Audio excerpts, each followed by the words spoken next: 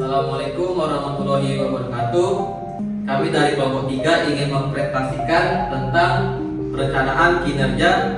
Adapun kelompok kami, saya sendiri sebagai moderator Muhammad Irfani, yaitu ada juga teman saya yang pertama Nanda Suruni, Eka Ramayati Saputri, Fa'ail Musa, Muhammad Ali, Tridulus Mandalu.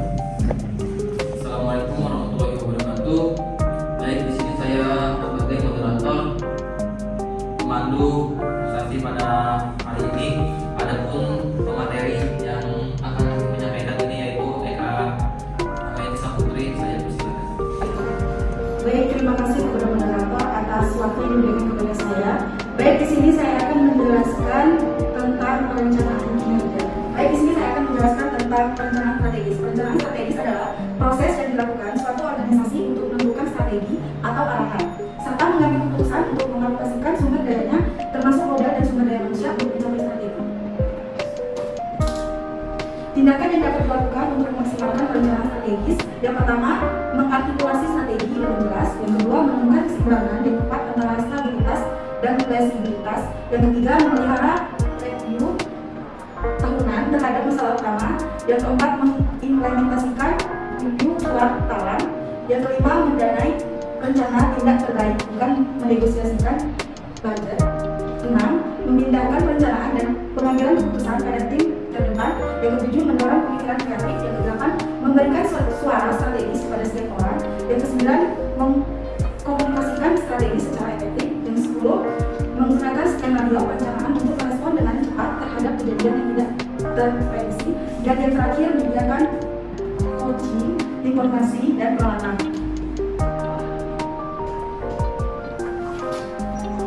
Selanjutnya, tujuan dan sasaran kinerja. Tujuan kinerja adalah menyesuaikan harapan kinerja individual dengan tujuan organisasi. Kesesuaian antara upaya pencapaian tujuan individu dengan tujuan organisasi akan mampu mewujudkan kinerja yang baik. Pada dasarnya, terdapat banyak tujuan dalam suatu organisasi. Tujuan tersebut dapat dinyatakan dalam berbagai tindakan, di mana tujuan pada jenjang di atasnya menjadi acuan bagi tingkat di bawahnya. Tujuan tingkat bawah memberikan kontribusi bagi pencapaian tujuan jenjang di atasnya. Beberapa tingkatan tujuan tersebut antara lain: yang pertama, corporate level; yang kedua, senior management level; yang ketiga, business unit functional atau department level; yang keempat, team level; yang kelima, individual level. Selanjutnya, sasaran kinerja. Sasaran kinerja merupakan suatu pernyataan secara spesifik yang menjelaskan hasil yang harus dicapai, kapan dan oleh siapa sasaran yang ingin dicapai tersebut terselesaikan. Sifatnya dapat dihitung, prestasi yang dapat diamati dan dapat diukur. Sebagai sasaran, suatu kinerja mencakup unsur-unsur diantaranya: yang pertama, the performance; yang kedua, the action atau performance; yang ketiga, time management; yang keempat, evaluation method; yang kelima, the values. Selanjutnya, kesepakatan kinerja. Kesepakatan kinerja merupakan kontrak kinerja antara pekerja dengan manajer, yang disebut sebagai personal kontrak antara manajer dan pekerja harus sepakat tentang tujuan dan sasaran yang hendak dicapai dan menjadi komitmen untuk menjalankannya. Kontrak kinerja merupakan dasar penting untuk melakukan penilaian terhadap kinerja pekerja.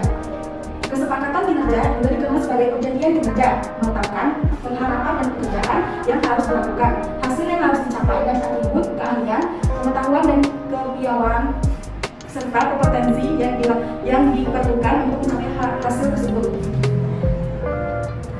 Juga mengidentifikasikan ukuran-ukuran yang harus dicapai untuk memantau, mengevaluasi, dan menilai kinerja.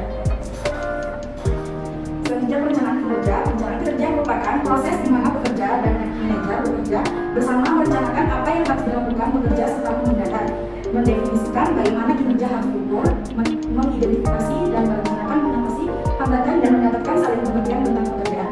Yang pertama, tujuan perencanaan kinerja. Perencanaan adalah jalan atau cara untuk mengantisipasi dan menekan perubahan. Selanjutnya, perencanaan juga dapat menghindari atau setidak-tidaknya memperkecil tumpang tindih dan pemborosan. Perencanaan menetapkan tujuan-tujuan dan standar-standar yang akan digunakan untuk memudahkan pengemasan.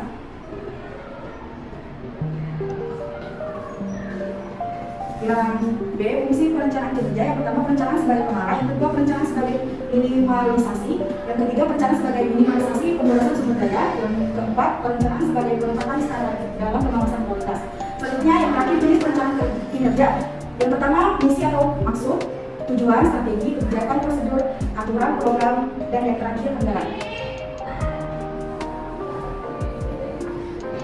Ya, jadi hambatan dalam perencanaan kinerja. Yang pertama, kurang pengetahuan tentang organisasi.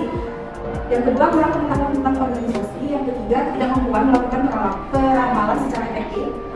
Kesulitan perencanaan operasi yang tidak berulang, biaya, takut gagal, kurang percaya diri, dan terakhir tidak bersedia memikirkan tujuan-tujuan alternatif. Sekian materi dari saya kembalikan kepada Anda. Baik, terima kasih. Apakah ada yang ingin ditanyakan? Silakan. Baik, perkenalkan saya yang Vita Indonesia ini perwakilan dari kelompok 2 yang ingin saya tanyakan mengenai dalam sebuah perencanaan kinerja kira-kira apa saja faktor yang mempengaruhi sebuah perencanaan dari kinerja pekerjaan. Mungkin itu dari saya, terima kasih. Ada lagi?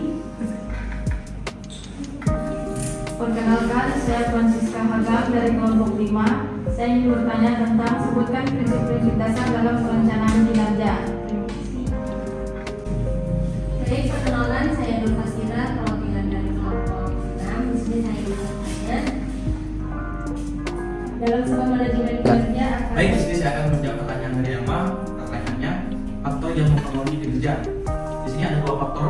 Faktor pertama, kemampuan, yaitu kemampuan pegawai untuk melakukan pekerjaan tersebut, yaitu bakat, minat, faktor kepribadian. Kemudian tingkat usaha yang dicurahkan, yaitu motivasi yang dimiliki, etika kerja, tingkat kehadiran, rancangan tugas. Yang kedua, faktor motivasi, yaitu yang terkait dengan keinginan pegawai untuk melakukan pekerjaan. Kemudian kemampuan, yaitu kapabilitas untuk melakukan pekerjaan, dan lingkungan kerja, yaitu sumber-sumber daya yang diperlukan untuk melakukan pekerjaan. Gimana ya, Mas? Baik, terima kasih jawabannya. Baik, di sini saya akan menjawab pertanyaan dari Agam. Pertanyaannya, sebutkan prinsip-prinsip dasar dalam perencanaan kinerja. Adapun prinsip dasar perencanaan kinerja sebuah organisasi atau perusahaan antara lain: yang pertama, menghargai kejujuran; kedua, melakukan pelayanan; ketiga, memiliki tanggung jawab; keempat, dirasakan seperti pemain; kelima, terdapat perasaan kasihan; keenam, terdapat perumusan tujuan; yang keenam, terdapat konsensus dan kerjasama; yang ketujuh, sifatnya berkelanjutan; yang kedelapan, menjadi komunikasi dua arah; yang kesembilan, memperoleh timbal balik. Gimana? Senang. Baik, di sini saya akan menjawab pertanyaannya Ira. Pertanyaannya, dalam sebuah manajemen kinerja, apa saja yang perlu diperlukan agar dapat mencapai kinerja yang maksimal? Jawabannya, yang pertama, melakukan evaluasi kinerja lebih sering, tidak hanya sekali atau dua kali dalam setahun, namun beberapa kali. Yang kedua, menggunakan OKR untuk menyelaraskan standar pencapaian pribadi dengan tujuan perusahaan secara keseluruhan. Yang ketiga, mengembangkan sistem feedback secara mingguan agar monitoring bisa lebih efektif. Yang keempat, menjadikan manajer sebagai pengajar atau memberi latihan